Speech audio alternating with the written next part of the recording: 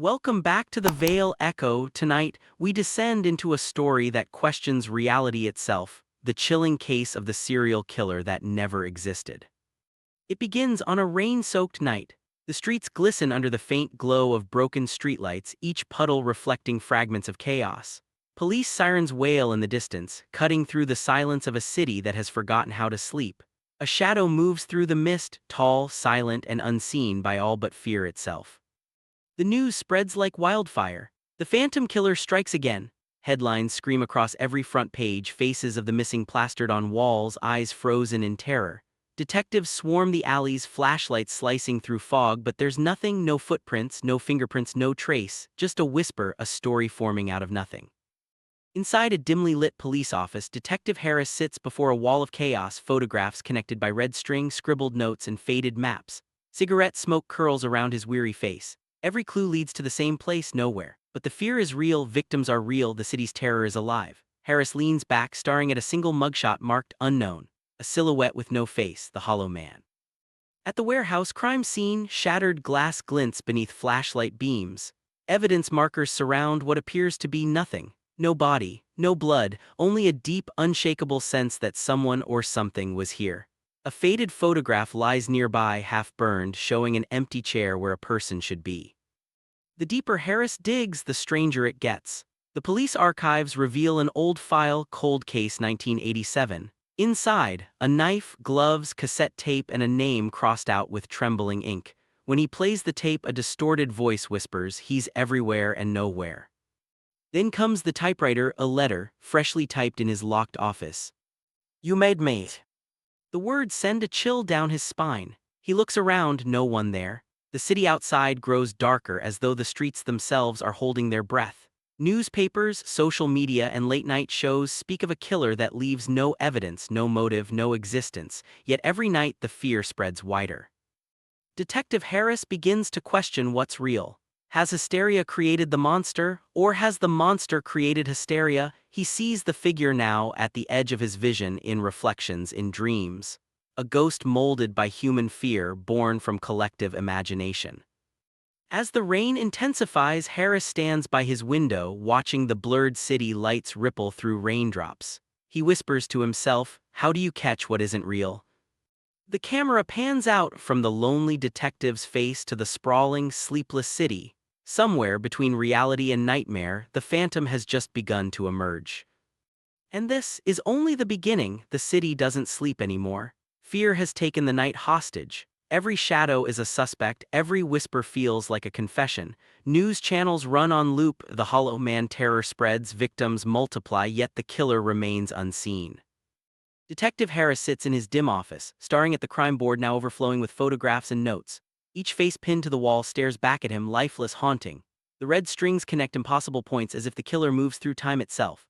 On his desk, an old tape recorder clicks, the same distorted voice repeats. "I never existed." He replays it again and again, searching for something he can't name, proof, pattern, purpose, but only static answers back.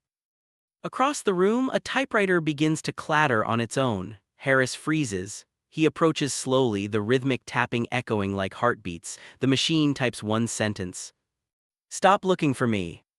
The air grows heavier. The detective pulls his gun, scanning the shadows, but there's no one there. Only the faint hum of the city below. He's losing his grip, or maybe reality itself is slipping. Cut to the psychiatric hospital, long hallways bathed in flickering fluorescent light. Nurses whisper about a patient who draws the same faceless man over and over.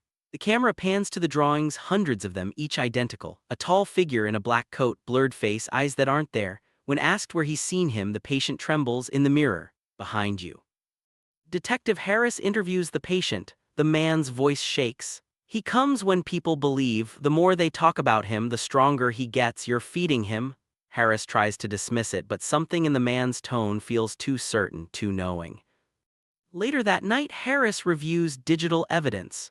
The forensic report displays impossible results. Fingerprints vanish, DNA sequences unreadable, photos distorted beyond recognition. Every file ends the same way, data corrupted. He slams the laptop shut. His reflection in the screen lingers half a second too long before fading. The line between the hunter and the haunted blurs.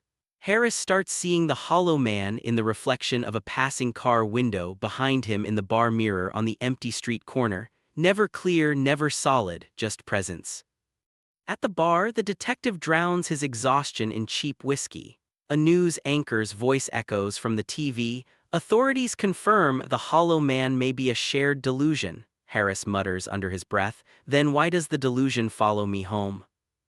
The lights flicker, a faint shape appears in the mirror behind him, tall, faceless, motionless. He turns sharply, nothing, only the hum of the neon sign outside spelling one word, fear. The detective's voice fades into a whisper. Maybe the killer was never out there, maybe he's inside us all. As the camera pans out, the bar empties into darkness. The hollow man's reflection lingers, watching, waiting, and smiling without a face. The night has grown silent, too silent. The city that once screamed now holds its breath, streets deserted, lights dimmed, every door locked tight. Detective Harris sits alone in his office, surrounded by ash and burnt papers. The case files, everything about the hollow man are gone, consumed by fire, yet the whispers remain. The tape recorder clicks one final time. The distorted voice plays softly. "You made me real." Harris closes his eyes. Those words haunt him not just as a threat but as truth. The monster was never born, it was imagined, shaped by fear, sculpted by belief. Flashes of the past flood his mind, the headlines, the crowds, the terrified faces on TV. Every rumor, every retelling gave life to something that didn't exist. A phantom built by hysteria, fed by stories, given flesh by attention. The realization hits him, the killer never existed because he never had to. The detective stumbles through the streets, rain falling in sheets. Neon signs blur into red and blue streaks as police sirens echo like ghosts.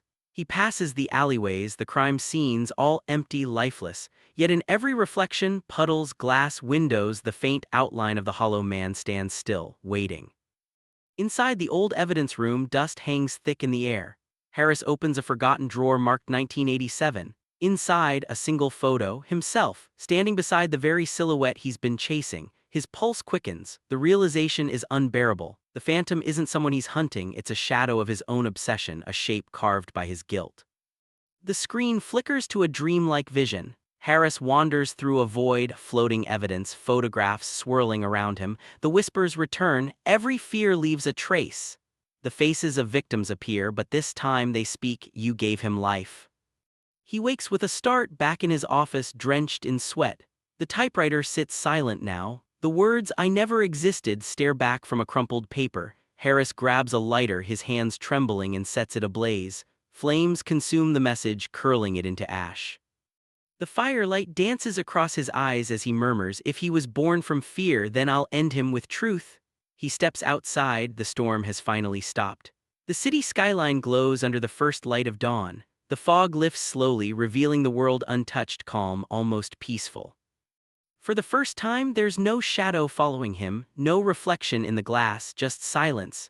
Harris looks out over the waking city, his voice barely audible. Maybe the most dangerous killer is the one we create ourselves. As the camera pulls back, the faint outline of the hollow man fades into the morning mist, dissolving with the last echo of fear. And thus ends the legend of the serial killer that never existed, but forever will.